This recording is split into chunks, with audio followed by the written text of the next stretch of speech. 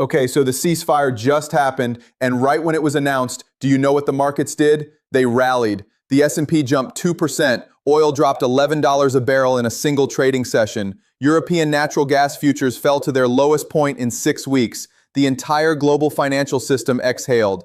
And I want you to remember this exact phrase from the joint statement: a framework for de-escalation and mutual restraint.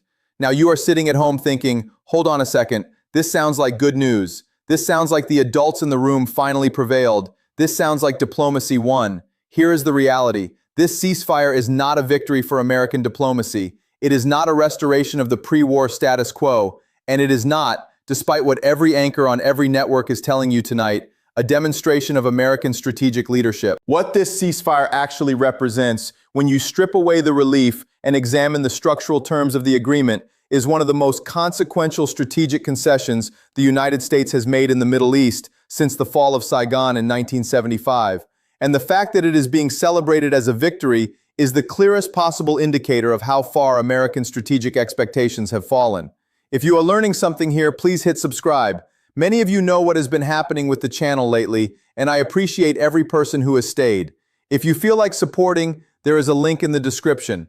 I have spent months researching what is coming between 2026 and 2030, and I put everything I found into the ebook. If you want it, the link is in the description. Now, to understand why this ceasefire is a strategic defeat disguised as a diplomatic achievement, you have to understand what the United States' strategic position in the Middle East was before this conflict began, and what it is after the ceasefire. Because the gap between those two positions is the measure of what was lost, and the gap is enormous. Before this confrontation, the United States maintained a strategic architecture in the Persian Gulf that had been painstakingly constructed over 3 decades. An architecture that took shape during the Gulf War of 1991, was reinforced during the Iraq War, and was maintained through continuous naval presence, diplomatic engagement, and the expenditure of trillions of dollars in military operations and security assistance. That architecture rested on 4 pillars, each of which was essential to the overall structure, and none of which could be removed without compromising the integrity of the whole. The first pillar was unchallenged naval dominance in the Gulf and the Arabian Sea, expressed through the permanent or near-permanent presence of at least one carrier strike group, a floating airbase with 60 to 70 combat aircraft escorted by guided missile cruisers and destroyers, screened by attack submarines, and protected by the most advanced missile defense systems in the world. That carrier presence was not just a military asset, it was a political statement, a physical, floating demonstration that the United States considered the Persian Gulf to be an American-controlled strategic space, a space in which American power was supreme and unchallenged. The second pillar was a network of military installations across the Gulf states, the 5th Fleet headquarters in Bahrain, Al Udeid Air Base in Qatar, Camp Arifjan in Kuwait, naval facilities in the UAE, logistics bases in Oman, installations that gave the United States the ability to project overwhelming military force to any point in the region within hours, not days or weeks. These bases represented decades of diplomatic investment, billions of dollars in construction and maintenance, and basing agreements that required constant cultivation of relationships with host nation governments.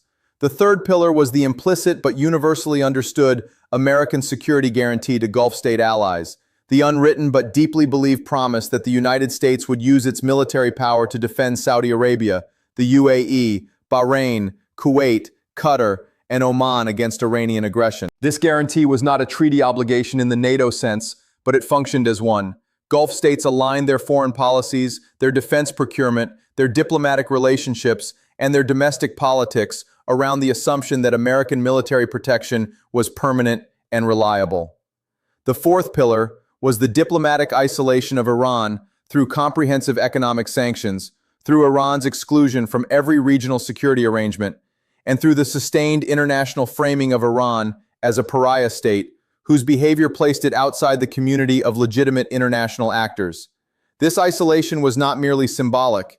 It constrained Iranian economic development, limited Iranian access to advanced technology, restricted Iranian trade relationships, and imposed a continuous economic cost on the Iranian government that was designed to either compel behavioral change or degrade Iranian state capacity over time. Those 4 pillars, naval dominance, forward basing, security guarantees, and diplomatic isolation were the foundation of the American strategic position in the Middle East.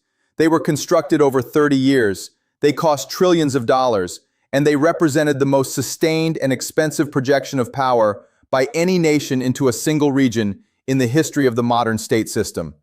Now look at what the ceasefire terms actually say, because the terms are the argument, not the press conference. The ceasefire framework includes provisions for the mutual withdrawal of forward-deployed military assets from contested zones.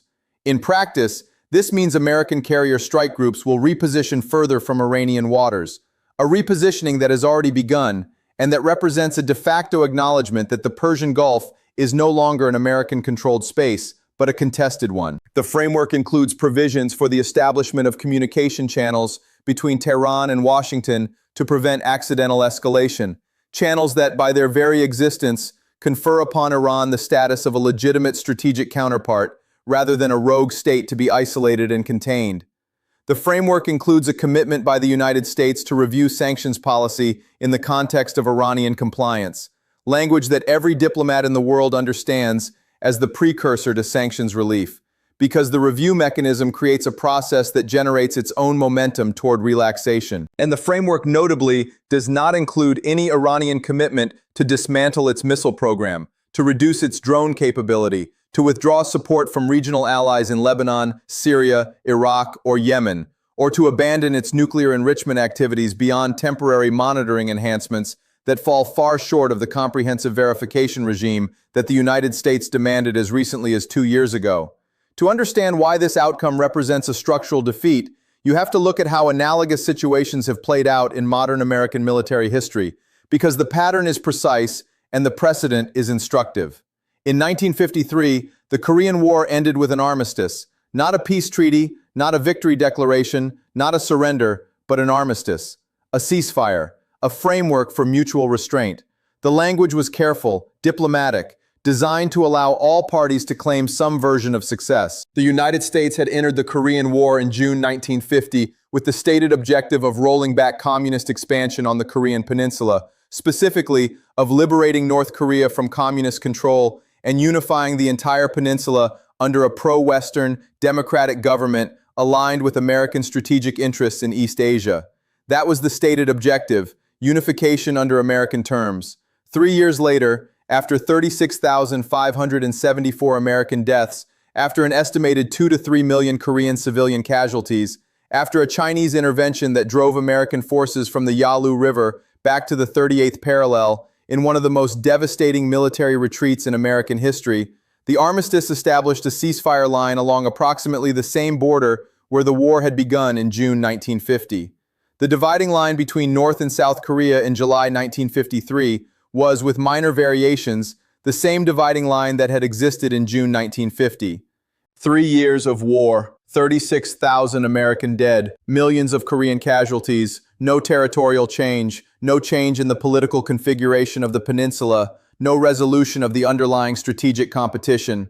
The Korean War was, by every structural measure that exists in strategic analysis, a draw at best and an American strategic failure at worst, because the original objective of unification was abandoned and replaced with the far more modest objective of restoring the status quo ante, which is to say, the objective was redefined downward until the actual outcome could be described as meeting the revised criteria. The Korean armistice was not celebrated as a victory at the time. It was understood, by Eisenhower and by the military leadership, as an unsatisfying but necessary conclusion to a war that had exceeded its sustainable cost. But it established a precedent, a template for how the American political system processes strategic setbacks. The template is simple. Redefine success, lower the threshold, describe the retreat as a framework, celebrate the cessation as an achievement. The Vietnam War employed the same template with even more devastating consequences. The Paris Peace Accords of January 1973 were presented to the American public as the achievement of peace with honor, a phrase that Henry Kissinger spoke with practiced sincerity at the signing ceremony in Paris, a phrase for which he received the Nobel Peace Prize, a phrase that was, in every structural sense, a lie of such magnitude that its acceptance by the American public stands as one of the most remarkable feats of political narrative management in the 20th century. The Accords provided for a ceasefire throughout Vietnam, the the withdrawal of all remaining American military forces, the return of American prisoners of war, and a political framework for national reconciliation between the government of South Vietnam and the communist forces of North Vietnam. The terms were described as a balanced agreement that preserved South Vietnamese sovereignty and self-determination. Within 2 years, 26 months to be precise, North Vietnamese regular army forces had launched a full-scale conventional invasion of the South. Saigon fell on April 30th, 1975. The government of South Vietnam, which the United States had spent over a decade, 58,000 American lives, and over 900 billion inflation-adjusted dollars supporting, ceased to exist in a single afternoon. The strategic objectives for which an entire generation of Americans fought, suffered, and died were not just unachieved. They were comprehensively, permanently, and humiliatingly reversed.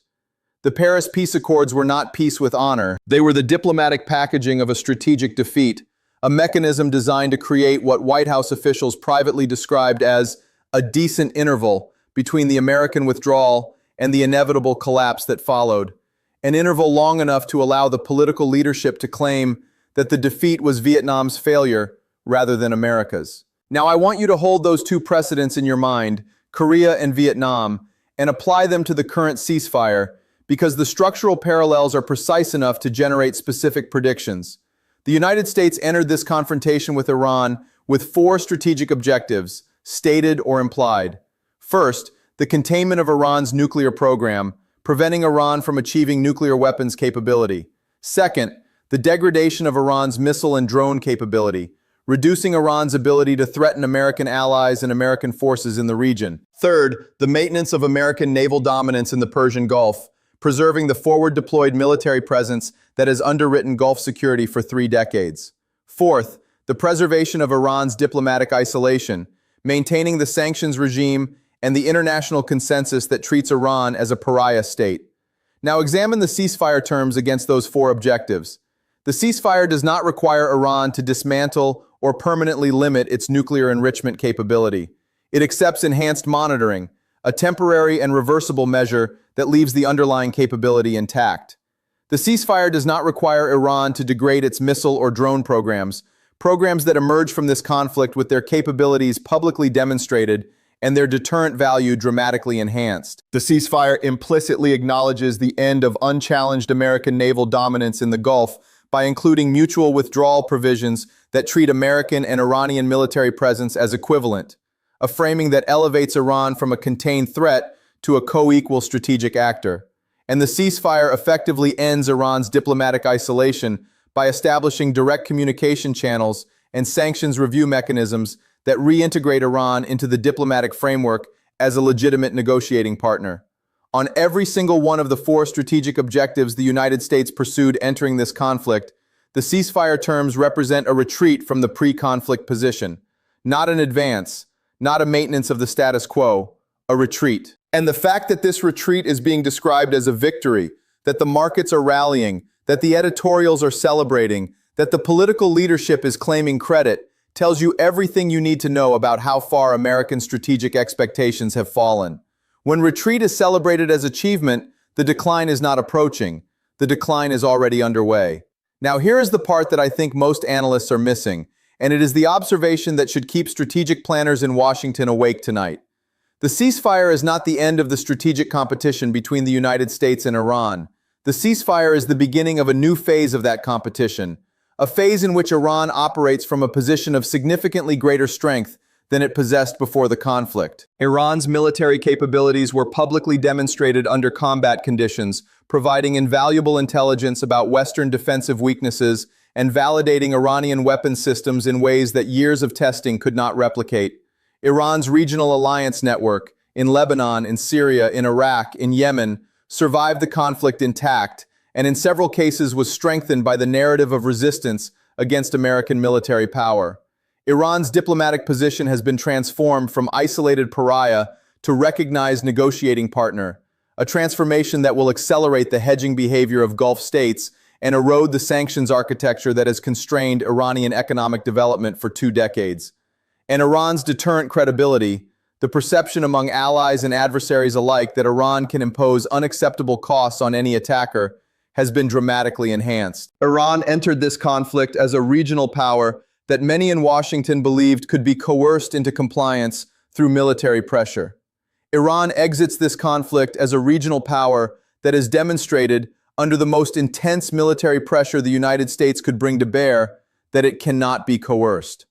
That demonstration is the strategic defeat, not the ceasefire itself, the demonstration. I might be wrong about specific elements of this analysis. I am working from the publicly available terms of the framework and from the structural precedents of previous American military engagements that ended in negotiated settlements. But the structural picture, the gap between the objectives pursued and the outcomes achieved, the pattern of redefined success criteria, the enhancement of the adversary's position through the conflict itself. This picture is consistent with every analogous case in modern American military history. And the prediction that follows from that consistency is clear. Prediction 1. The sanctions regime against Iran will erode significantly within 12 to 18 months of the ceasefire, as the review mechanisms built into the framework create diplomatic and commercial momentum toward relaxation that the political system will lack the will to resist. European and Asian companies will seek access to the Iranian market. Gulf states will expand commercial relationships with Tehran. The economic isolation that was America's most powerful non-military tool against Iran will weaken irreversibly. Prediction 2.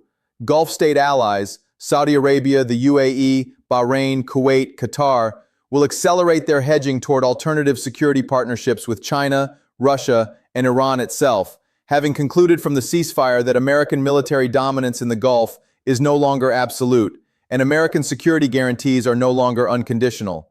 This hedging is already underway. The ceasefire will accelerate it from a cautious diplomatic process into an urgent strategic reorientation. Prediction 3. Iran will use the post-ceasefire period to consolidate and expand the military capabilities that were validated during the conflict. The drone programs, the missile systems, the proxy networks, the hardened underground infrastructure, and will emerge from the consolidation phase as a significantly more capable military power than it was before the conflict began. The ceasefire does not freeze Iranian military development. It provides a period of reduced external pressure during which that development can proceed without interference. The next confrontation, if it comes, will face a more capable Iran operating from a stronger strategic position.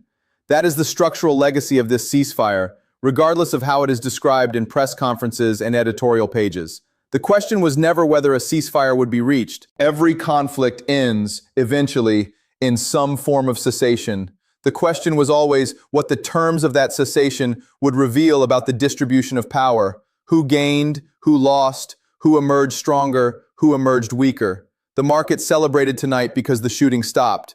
The strategic planners who are reading the actual terms of the framework are not celebrating. They are calculating.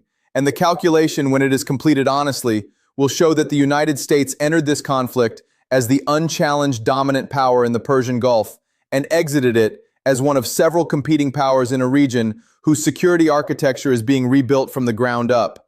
Rebuilt not by Washington, but by the countries that live there and have decided, based on the evidence of this conflict, that building their own security arrangements is safer than depending on American guarantees that have proven to be conditional, reversible, and ultimately insufficient. History will judge whether this ceasefire was the pause that prevented a catastrophe or the moment that formalized a strategic retreat. The honest answer, based on the structural evidence, is both. This is the video for today. If you want the ebook, the link is in the description. See you later.